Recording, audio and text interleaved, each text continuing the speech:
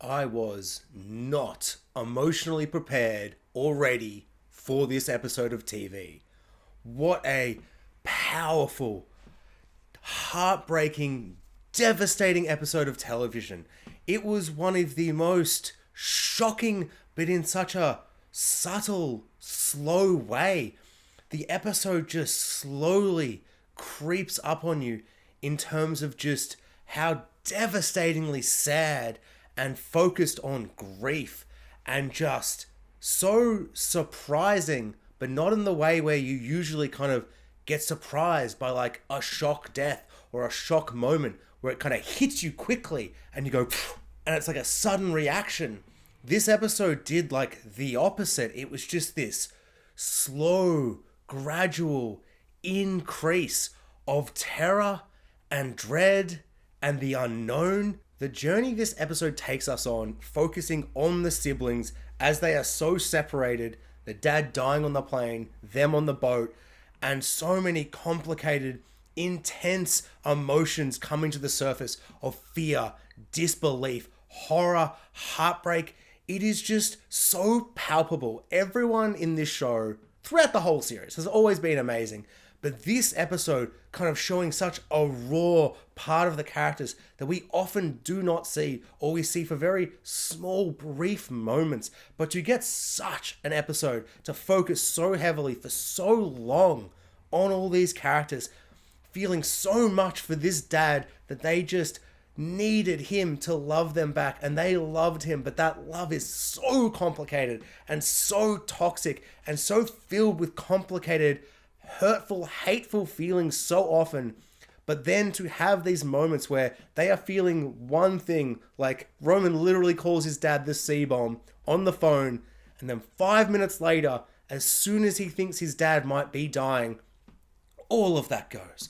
All of that pain and hate and anger disappears, and they are just scared. They are just scared children who hope their dad is okay. And it is devastating. It's powerful. It is shockingly well-made TV. It is exceptional. This might be the most powerful episode of the show.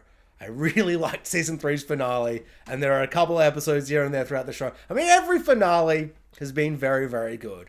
But this episode, I think, because it felt like it came out of nowhere, like it didn't, but it really did in that kind of shocking, horribly kind of surprising way where you're like slowly surprised, and it wasn't kind of just a bang moment. It took its time to build to this terrifying, horrifyingly sad end for these kids and their relationship with their father. This episode was so unique at doing something that we see so often in TV. The father figure dies of all the main characters and they grieve. But the way this show did it was so unique and so powerful and so unexpected. And not unexpected in that I never expected he would die, but the fact that Logan died without a big final scene. We don't even see him die on screen. So as characters like Roman are going, well, he can't be dead. He can't be dead. The doctors are still testing. The doctors are still testing. They're still pumping his body and they're doing all these things.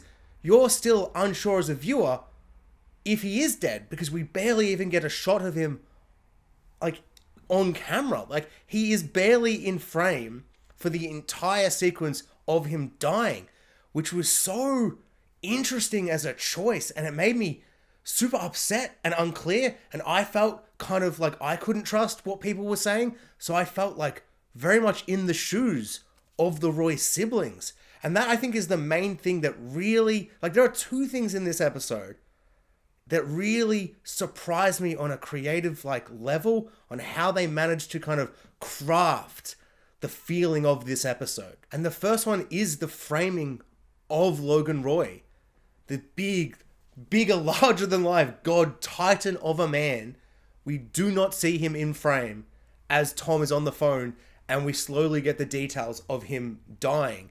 And so it just feels so unclear, and it's hard to take anyone's word. Like, for a couple of minutes, I even thought Logan was doing some kind of insane prank due to Roman, like, calling him the C-bomb, which in hindsight kind of doesn't make any sense, but I think it kind of shows the level of confusion and doubt that not showing him on screen at all, because like usually kind of like a trope in TV and movies is that if you don't see the thing happening on screen, like it'll be someone else or it'll be something else. Like if someone's on the phone and you think they're talking to someone, but you don't hear the other side of the line, it'll actually be revealed that someone else who you don't think is going to be on the phone is on the phone, and those kind of situations. So the fact that someone was dying on the plane, I thought, is this going to be a trick? Is the phone going to suddenly get to Logan's mouth, like when he's up next to his ear, and they're all grieving and they've all said their whole like spiel to him in this moment of grief, and he's just going to be like, rah, rah, rah, rah, F off, rah.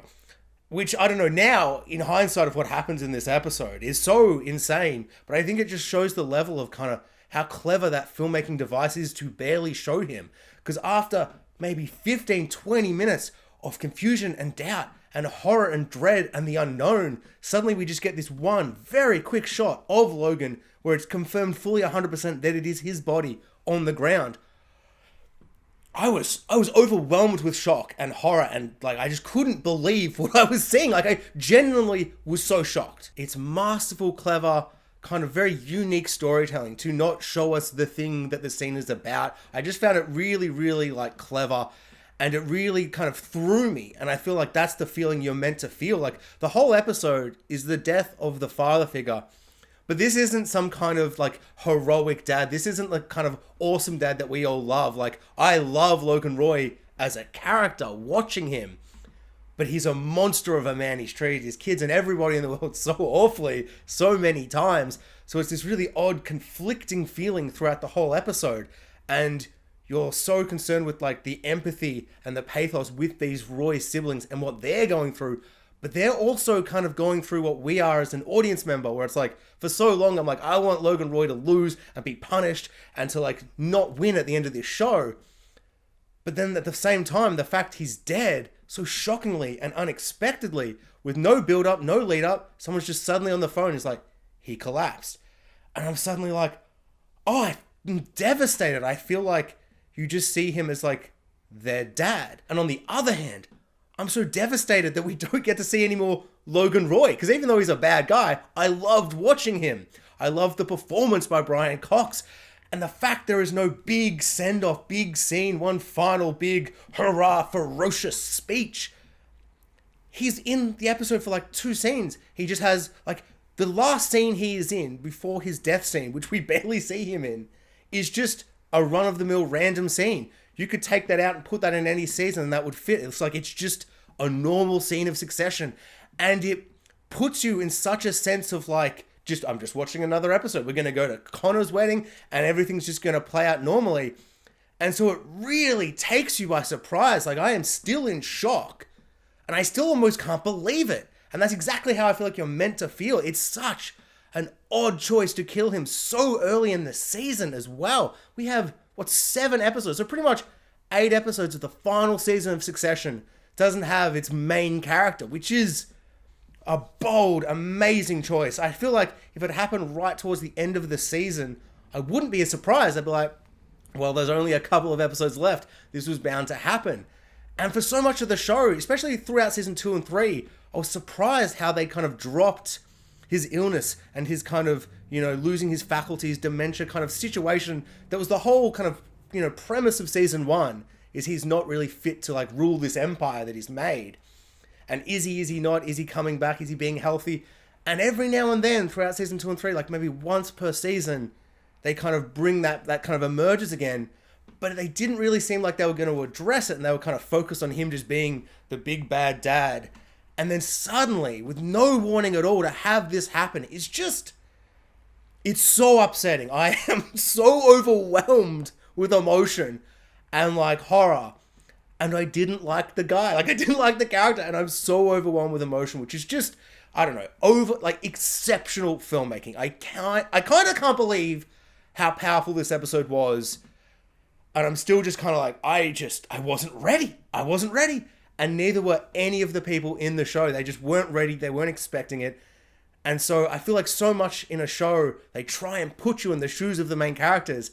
And this might be one of the most effective ways of doing that I've ever experienced, at least in terms of kind of grief and sadness and like someone passing. The second thing that I found really effective about how this episode was created and produced and presented was the fact that even though there has been all this precedent with his sickness, especially in season 1 and growing older, there was no sign, like literally zero sign in episode 1 and 2 of this final season that prepares you for this to happen. There's just no precedent. Even though there is so much precedent, there's no kind of like long term over the series. Yes, I'm not surprised it happened. That's why it doesn't feel so random, where you're kind of like, just like, what? Whereas this is more like, what? Like, I know I just said what, but it's like the tone, I suppose. But it's like, I don't know. This is going to be, I'm usually a bit of a rambly reviewer, but I think this is going to be kind of almost more rambly and raw, just because I almost don't even know how I feel with some of it. It's so complicated. It's so off. Like, throughout so much of the episode, I kind of was unable to kind of even notice how I felt at times. Like, it was such a raw, singular episode where essentially just one thing was happening. I think the only time I can remember this is the show Buffy the Vampire Slayer has a very similar episode where it's just one big episode about grief. I won't spoil who or why or what, but it kind of strips away a lot of the things that makes a usual episode, like particularly the comedy, which this kind of, there's a bit right at the start with Tom and Greg, but it strips it away after a certain point and spends out 45 minutes just like on this one moment. And because of that, just being so kind of singularly focused, it's quite overwhelming to experience. Like, there was probably a point like 20 minutes before the end where I'm like, I don't know how much more I can handle. I'm loving watching the show, but I kind of almost want it to end. Like, it's really upsetting me. This really makes me feel like it's the opposite of a Game of Thrones shock death, like a big shocking moment that kind of comes out of the blue but hits you quickly and brutally and savagely and leaves you with a certain sense of like, and they do happen at weddings all the time in Game of Thrones. And then the idea that Succession, a show I would describe as Game of Thrones but modern meets Arrested Development, to give us a big shocking death on a wedding day, but instead of just hitting it with us, like Logan isn't just walking around being like, and then he just has like a moment where you see it and you're shocked for a second and then we deal with it. It's just this slow, gradual building of tension and dread. And then for ages, you're like, will he die? Will he not die? And then after like 20, 30 minutes, suddenly you realize he's dead. But you almost don't believe it because the way they're framing it, the way everything's separated on the plane and on the boat, and you almost feel like Roman a lot of the time where you're kind of just in doubt and shock, where it's like, but there's so much left in the show. I feel like there's so much left unsaid between Logan and all the siblings. And yes, last episode we had that big moment in the karaoke bar where Logan was there with all the kids, and now in hindsight, that feels like the kind of swan song moment of all these characters. I did say in my last review that scene in particular felt like kind of a micro little moment of the whole series and what it represents, and the aftermath of that scene with Roman going back to him as he always does. And so I see now what they were doing, but that scene didn't feel so grand and so specific where I went, wow, that scene almost makes you think like Logan might not have a scene with the kids again. So it doesn't like give its hand. It doesn't like show what it's doing necessarily because it doesn't have this big moment and this big last hurrah that Logan is going to have. It's so bizarre to me to think that the season 3 finale, when he kind of gets one up on them and has that big showdown and wins, is that final Logan win moment. Like, I really expected like 2 more in season 4 and maybe to lose at the end. But I also wasn't going to be surprised if season 4 ended with him living and just being in charge. Like, I don't know, and it makes sense. The show is called Succession, so now the last 7 episodes will truly be about his succession, with no chance of him pulling a season 1 and coming back to the top. So like, it makes sense. I'm not like so surprised. I don't understand where the show will go. I'm so sad for no more Brian Cox as Logan Roy, one of the powerhouse performances of TV. And it's kind of crazy because surely the creators loved writing for him. They loved him performing. It's very bold for them to cut like like kill him so early in the season in such a manner. Just, yeah, I don't know. I am overwhelmed by this episode. Just perfect. Perfect on every single level. The last thing Logan Roy does in the show that we see is call up Roman and make Roman fire Jerry. It's so suitably horrific and disgusting, and it's such a perfect last thing for Logan Roy to do. I can't believe that this series about all of these kids wanting to get that approval from their father, and he dies with them still estranged. Roman, the one who's kind of come back into the fold, his last thing he says to his dad is he calls him the C word. Like, it's really messy. It's really complicated. No one got an easy, clean end to it, which of course they were never going to get. I don't know why I thought it would end any other way. One of the things I found really horrible about the episode, but kind of very fitting, is so much of it was followed on the three kids, and Connor is so separate. And that's what the whole show's felt like. Even though it's on his wedding day, he finds out last.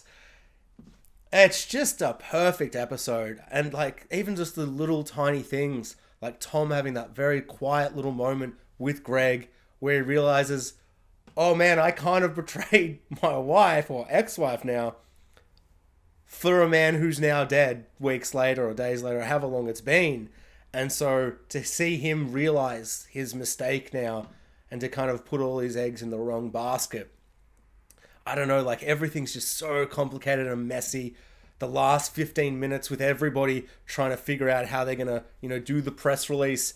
And you see all the people that aren't family being like, whoa, we're sad, but there's a lot of money on the line. So we kind of got to get this rolling, like the way they push Kerry, the girlfriend, out of the room. Her horrible little smile of grief, or smile of couldn't believe how lucky she is this has happened and how rich she's going to be. There's just so many complicated kind of feelings and emotions in this episode that they so cleverly kind of wring out of this situation. Even Roman bearing his soul in the most raw way we've ever seen throughout the whole episode. But that quiet moment with him and Jerry, but because of how he treated Jerry at the start of the episode, like Logan's last act to fire Jerry, Jerry's kind of like, I don't really care anymore, Roman. You kind of suck. And now Logan's gone. I'm probably going to be like against you guys, I'd imagine. Unless that's just kind of the raw emotion of the scene in the moment and they kind of change after that. But I wouldn't be surprised if it's Frank, Jerry, and that whole cohort versus the kids for a little while. And then by the end, I imagine the kids, even though it's been so great to see them all together, it's going to be very much the three kids against each other trying to like take the top spot. And that kind of seems fitting now for the end of this show called Succession. Thanks for watching, guys. Like, subscribe, hit the notification bell, and comment below. I would love to know what everyone thought of this episode of Succession.